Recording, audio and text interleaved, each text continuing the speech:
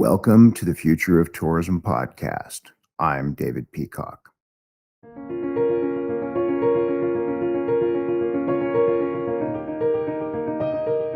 Stop owning your own content. Young leaders are stepping up. Bring everyone to the table and imagine their world anew.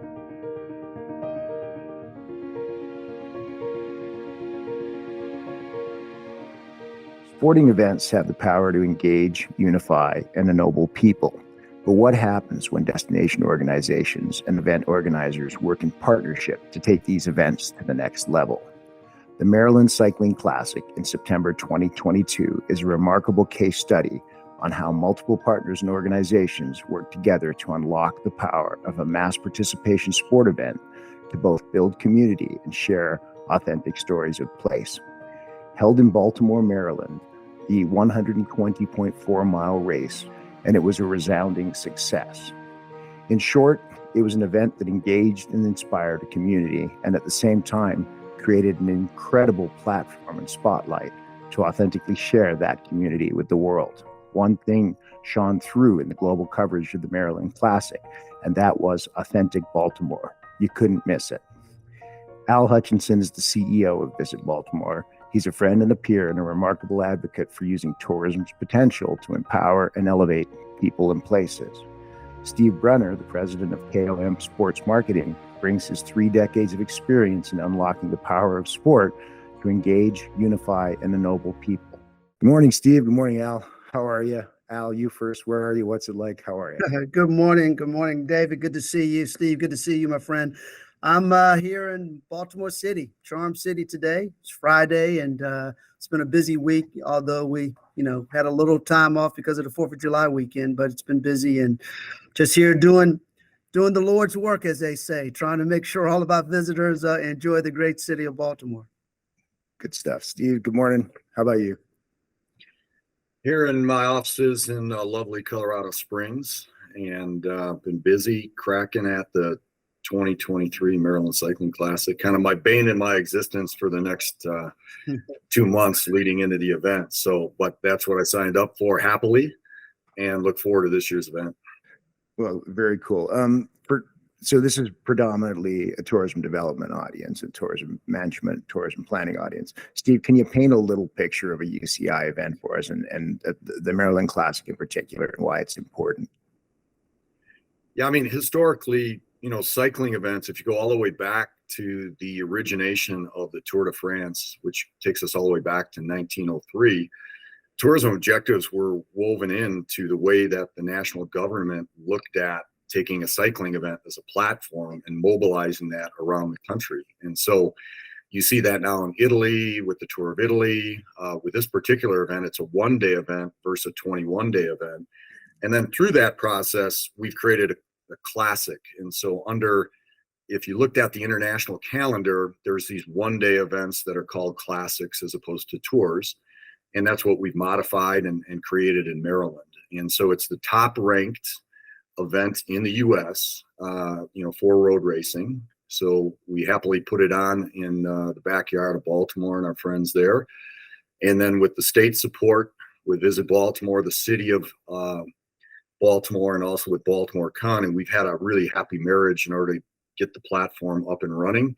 And why that's key is that if you don't have the civic partners as your foundational partners in the overall scheme of things, you're never going to be able to run an event like this. So when we're talking about worldwide TV and we're talking about closing 200 kilometers of roads, that's a huge, it's really a huge undertaking. And so you got to have your civic partners vested in this, like Visit Baltimore. Al's been a great advocate of what we've been doing.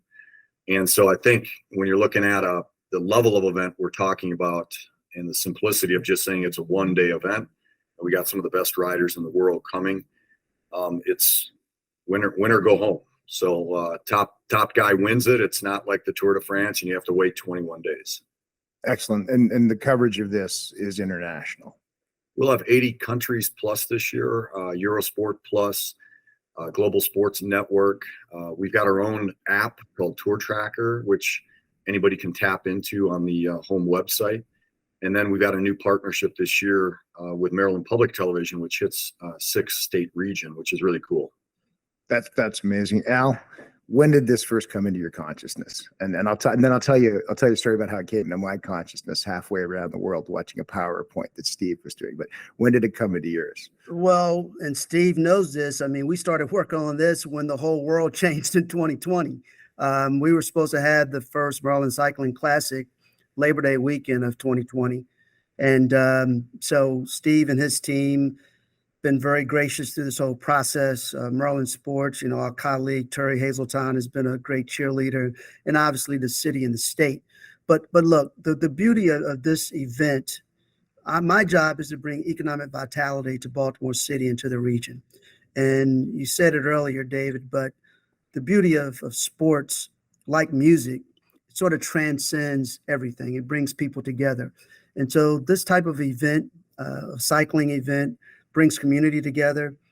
I think in a city like Baltimore is very appealing because cycling is somewhat of not known to many folks in the inner city of Baltimore, although cycling is big in Maryland and big in Baltimore City. But there are a lot of communities and a lot of underserved communities that are unaware of it.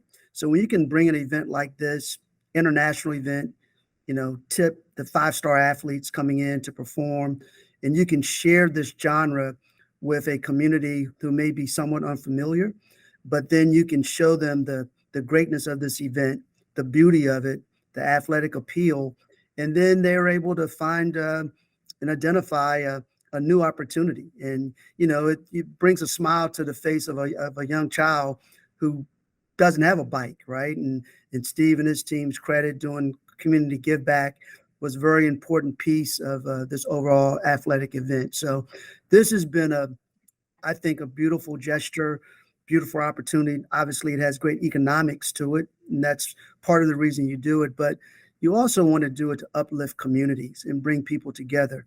And I think that's what sports does. And I'm very excited about looking forward to this year's cycling event. Labor Day weekend will be here before all of us know it. And I know Steve and his team are working very hard, as well as the Visit Baltimore folks. So this is something that means a lot to Baltimore and to the state of Maryland. And so we're very excited that it's here. We want to keep it here, and we want to grow it and make sure it's celebrated by the entire community.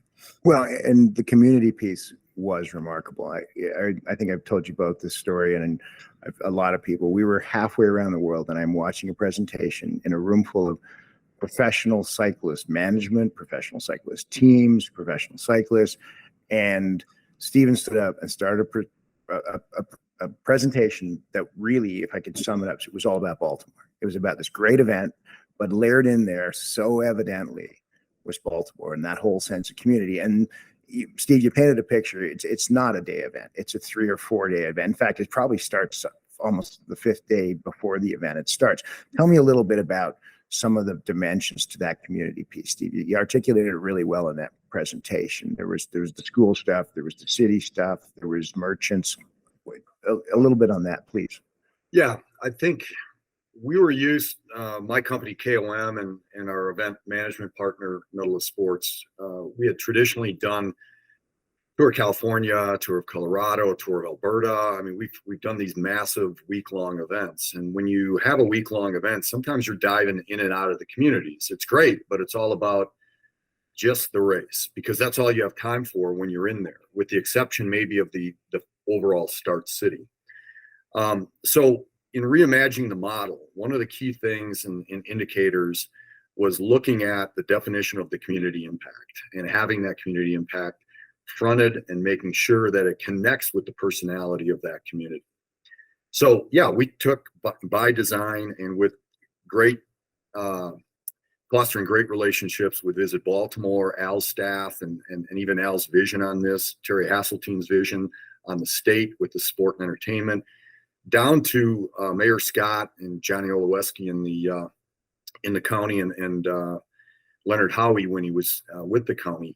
And there was a lot of foresight on community impact. And luckily, with some of my background, I had done a lot of community impact programs in sport.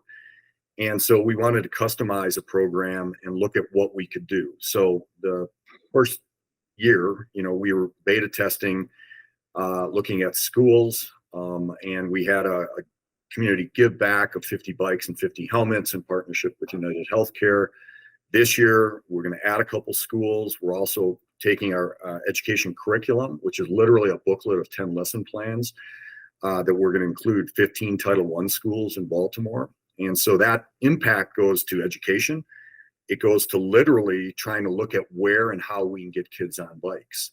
The Holy Grail is to continue to evolve that program so it goes throughout the entire city and even into the state, and seeing where and how we can get kids bikes. And so that's a tall order because that's a lot of bikes, but the program is to go year over year and continue to build on that. So we have a community day on Thursday with school visits with athletes and some ambassadors we have, followed up by a community bike jam at Patterson Park, which is not too far from the finish line.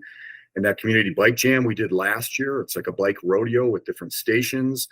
And that's meant to obviously get kids, families, and a lot of, to Al's point, some families that have not been exposed to cycling, and to get them on bikes, or at least, so we had helmet giveaways, and we'll have some of that as well at the community bike jam. It's also a way to communicate and directly communicate with neighborhoods, and in this case with recs and parks, looking at what we can do to create the spirit of the community around the bike. And that's super important for a weekend event like this.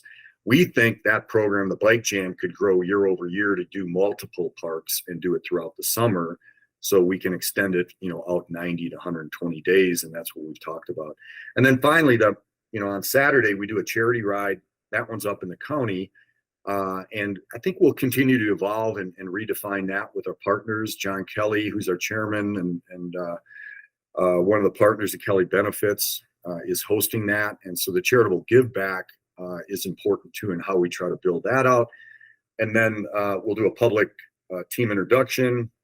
Al spoke at that last year. It's meant to parade the athletes and give a sense of this as an international, almost Olympic feel to the event.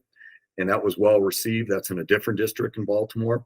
And then finally, the race itself, which connects the county, to the city. And so even the route itself is its own marketing vehicle, and it was done by design. I mean, it was done to look at, okay, where in Baltimore can we take this? And we can take it anywhere, right? But making sure we knit together the various neighborhoods in central Baltimore was an objective. The Inner Harbor is a very famed area. I have done bike races in the past, but going all the way back to the 1990s in Baltimore. So very familiar with that area, which helped me certainly re-identify and re-engage with that district and in that area, knowing that it really is a world-class visual, which I think carries over on kind of this postcard to the world. So you can see that I think a cycling event as a platform, going back to your original question, does some unique things because of its venue that a set venue in an arena can't do. And one of those things that's so powerful is knitting together those neighborhoods and sending that postcard out to the world. I think that's super well articulated. And in talking about that, Al, you got a program that in the end, it's a world-class race, 16 teams, more than 100 elite cyclists. It becomes a week-long festival. Charity for Bridges of Hope raises significant six figures. Citizens Ride safety clinics. But that's now. Before it all started, you've got this concept, 2020, pre-COVID, to make it even more difficult. What was your thinking? What was the hard part? How did you move and inspire people at that point? How did you bring in those unusual suspects that created this massive mosaic of participation? How'd you do it? Well, the truth on this one is it was very difficult, and Steve can remember this. Anytime you're bringing in public and private sector folks to try to put on an event like this in the midst of the pandemic of our lifetime, when essentially we're just trying to keep people healthy and alive, that's a tough backdrop to have this kind of conversation, right? So it took a number of phone calls, a number of meetings that Steve and I were a part of, especially getting our city folks on board with this. It wasn't the lack of vision of making this happen, but it was the city was being pulled in a number of different directions, just trying to keep their residents alive and giving them the proper information. And now we want to bring an event to the city. And it was a tough conversation, but I think the beauty of coming to a city like Baltimore, sports, we do this every day. You know, fortunately with the Baltimore Ravens, the Baltimore Orioles here, we know sports. We do a number of sporting events, from whether it's racing, street racing events, Army and Navy football games. So we had a track record of how to put on a big sporting event. Cycling, yes, may be a little bit unique, but I think once we had good conversations with the city, the state as a partner, and then the private sector, folks really saw how this event could really touch community. And I think really the beauty of trying to do these big events now is if you can make that connection to, yeah, this is an event, but then how does it talk and connect to the hearts of your residents? You know, there's a lexicon in my business called community shared value. And really in the tourism space, this cycling event really just, that's the definition of it. It's a shared value event where you have these cyclists going through communities, neighborhoods, and you get those folks engaged. We did outreach to neighborhood associations to inform them and educate them to what this race really was all about.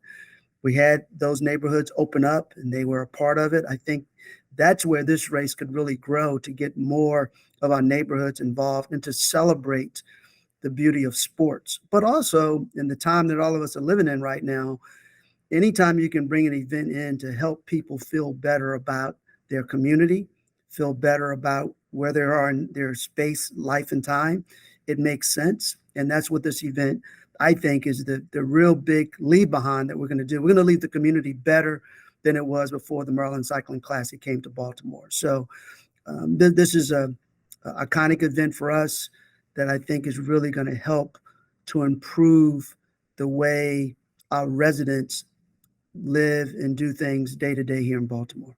So in the world of television, we'd say, you know, the event is the A roll and everything else is the B roll. I will tell you, watching Steve's presentation and going back online and look at some YouTube stuff, the B roll of Baltimore, the people enjoying the event, the people engaged in the event, the smiles, the enthusiasm of those kids in the school, that is gold. I call that the Oscar B roll of the year. Like, it is really great to see that stuff. Steve, it's great when it works out. What's your biggest memory of challenge along the way? There must have been a ton of them. And I mean, not the least of which, again, is launching right at the heart of COVID. I think a year later, Al, we were meeting in Baltimore for DI annual at 21, and you still had a year of COVID to go to get to the event, right? Yeah. Steve, what do you remember? One of the things that sticks out is the community bike jam. It wasn't even the event itself, and I'll get to that in a second, but we had a former athlete, Fred Rodriguez, who grew up, he was born in Bogota, grew up in LA, lives in the Bay Area, went on to win a stage of the Tour of Italy, which is the second biggest race in the world, 4-time US national champion, really decorated rider. He was out and he was working with some kids, and he got this, I want to say the kid was about 6 or 7 years old, to ride his bike for the first time. And his mom broke down in tears and said, "I've been trying to get my son to ride a bike for a year. You did it in 15 minutes. That's magic to me. That's what this is. You want to talk about impact. And yeah, it's on a one-to-one level, but sometimes that's what makes it so distinguishable. And I think, there are definitely some economic boundaries that cycling faces. And so our job as this major international platform should be to see how we can steward something greater than just this international event, because it is this lightning rod for media attention worldwide. But then how do you do that? You got to build platforms that you can thread some of these things through to touch communities, to Al's point. So things like the route, and then all the way down to that one-to-one experience, are all important, in my opinion. And then if you looked at the event itself, what really registered with me, was seeing the excitement of, and I'll give this props to, we were dealing with Morgan, one of Al's, someone who works for Al, and she had worked with us for about 5 months on this project leading in, and she just couldn't envision what was going to go on. I remember standing with her, as the lead riders came in for the first circuit, and she was just like, "Oh my God, this is one of the most exciting things I've ever seen! Wow!" And she was almost speechless. And so to see the reaction of the key stakeholders that you have, and she wasn't the only one. There were probably I could cite a dozen examples of people that were really energized by the positive and energetic vibe of the event. And as someone who has been in international sports their whole life, maybe sometimes I take it for granted, just because I've been around some of these things, but I never take for granted the deliverance of an experience. And that's kind of what that embellished. And so, yeah, it never gets old when you get people to an event and see the positivity around what a sport or entertainment vehicle can mean. And back to Al's point, bridging to what he said, so critical now more than ever to help build that community and that positive vibe. There's nothing negative about it. That's what I love about sports, let alone cycling. But, sport is all positive. It had a positive impact in my life when I was a competitor. And, it's nothing better than kind of foster and steward that with your key stakeholders. Hey, Steve, I can add that Morgan, she's changed forever because of that situation. Trust me. But no, she totally enjoyed it. And she's a rock star, as you know. But one of the things I want to add to this conversation, and sometimes we may take for granted, but having an event like the Maryland Cycling Classic come into a city like Baltimore, we were able to engage with a number of small business owners, sort of mom and pop coffee shops, folks who produce tea here in Baltimore. They were able to be involved in this event and, sell their wares to an international audience and people coming in. And over Labor Day weekend, which sometimes in Baltimore is a little slower time of the year, kids going back to school.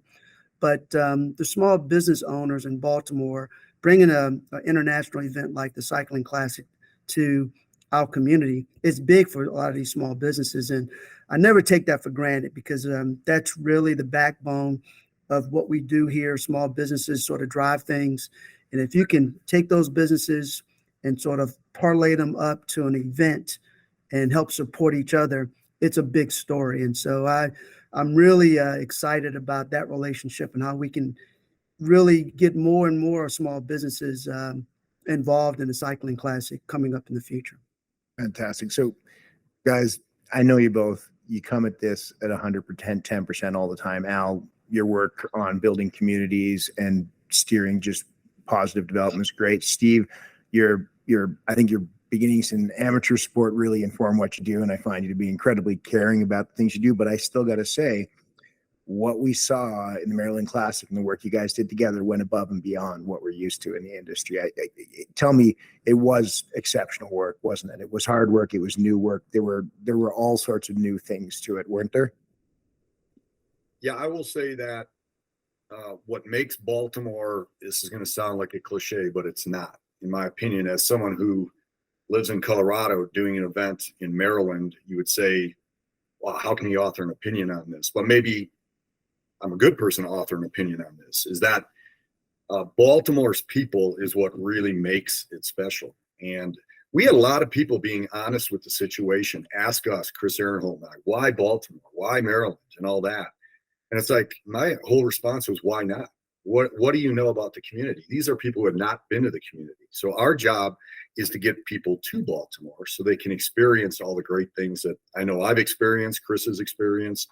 And the people that come in from out of town are like, wow, this is a really cool community. And the people are special. They really are. And, I'm originally from the Milwaukee area, and it reminds me a lot of that. There's a lot of grit in the city. There's a lot of pride. And I think the neighborhoods and the way the neighborhoods look at things are,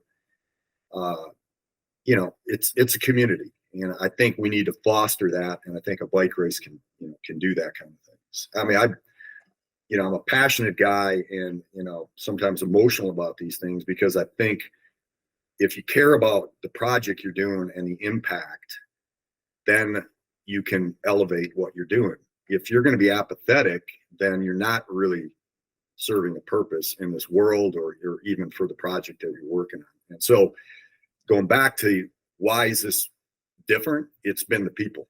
It really has. It's been the Al Hutchinsons, Brandon Scott, the mayor, Terry Hasseltine, John Kelly. I mean, it's a phenomenal executive group here that has approached this. And to Al's point, it's great to have a vision, but then you got to execute on that vision, and then you got to build off the vision. But I think that's what has made this special, at least for me.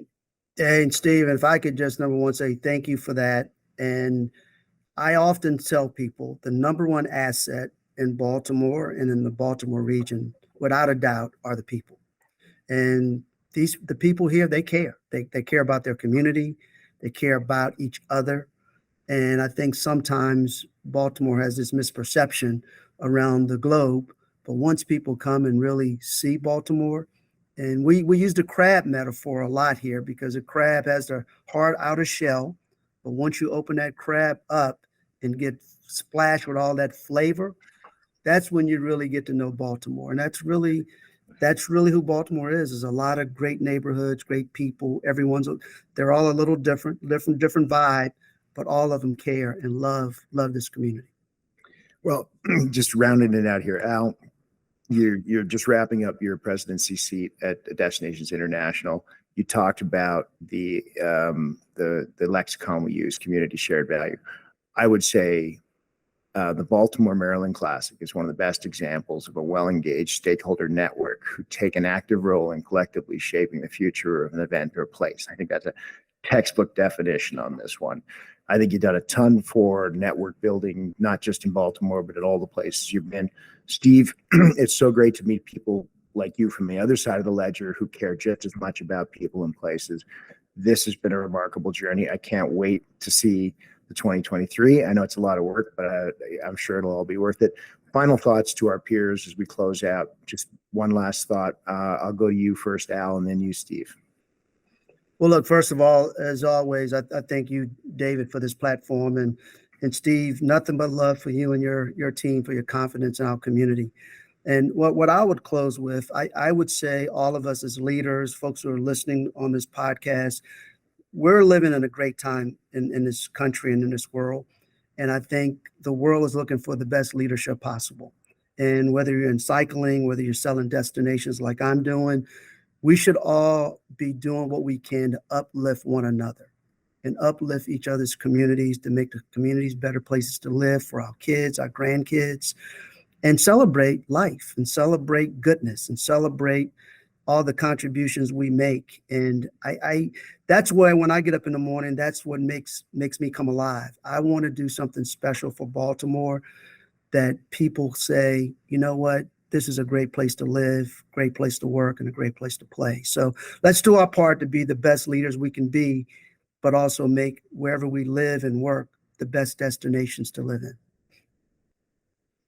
Al, I don't know if I can follow that up. That was so eloquent. It really was. I mean, it summarizes everything I think that we aspire to as event promoters. And as I mentioned earlier, you got to be vested in the project. You also got to be invested in the community and the people that you're impacting. So the epicenter has always been Baltimore, then Maryland.